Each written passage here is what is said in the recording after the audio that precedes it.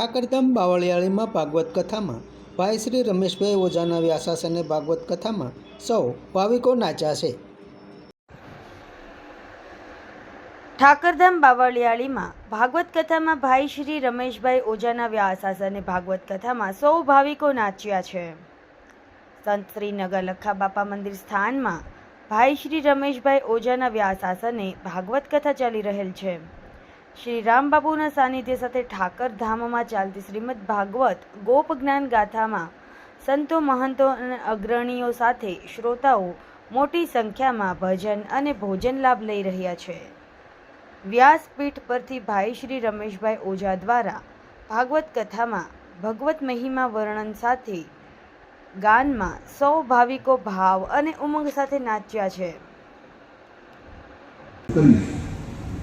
અલ્પાક્ષરમ ઓછામાં ઓછા અક્ષર, ઓછું બોલવું, હાથું બોલવું, પણ ઓછું બોલે એમાં પૂરું સમજાઈ જાય। આ સૂત્રની વિશેષતા તો જન્મ આદિ એટલે કે ઉત્પત્તિ, સ્થિતિ અને લય। ઉત્પત્તિ, સ્થિતિ અને લય ચાર શબ્દ તો એમ જ થઈ જાય। તો જન્મ આદિ બેમાં પૂરું થયું। જન્મ આદિ અસ્ય, આ જન્માદિ, આ ઉત્પત્તિ, સ્થિતિ, લય કોના? તો કે અસ્ય। અસ્ય એટલે તમારી જે સામે છે એ આ જગત, જગતના જન્માદિ એટલે કે ઉત્પત્તિ, સ્થિતિ ને લય યતઃ જેના થકી થાય, જે દેખાતો નથી પણ નિત્ય છે, જે આ સૃષ્ટિનું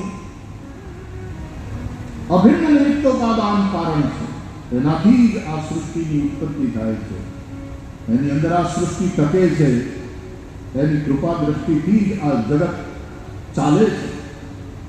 અને અહીંથી વીતી જાય ને પ્રલય, ભ્રુકુટી વિલાસ સૃષ્ટિ લય હોવી। હવે જન્માદ્યસ્ય યતઃ,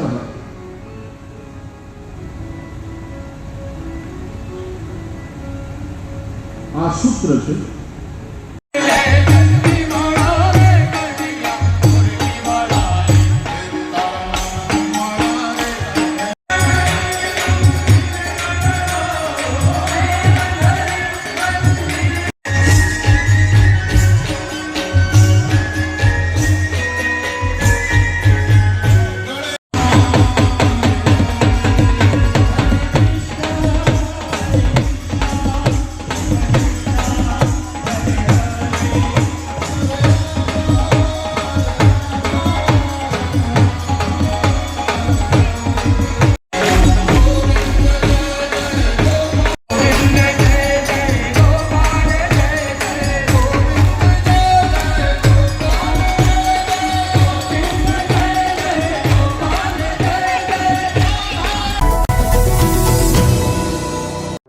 સમાજ માટે, સત્ય માટે, સત્યપૂર્ણ સમાચાર પ્રસારણ આપના મોબાઈલ પર તરત જ લાઈક કરો, શેર કરો અને સબસ્ક્રાઈબ પણ કરો।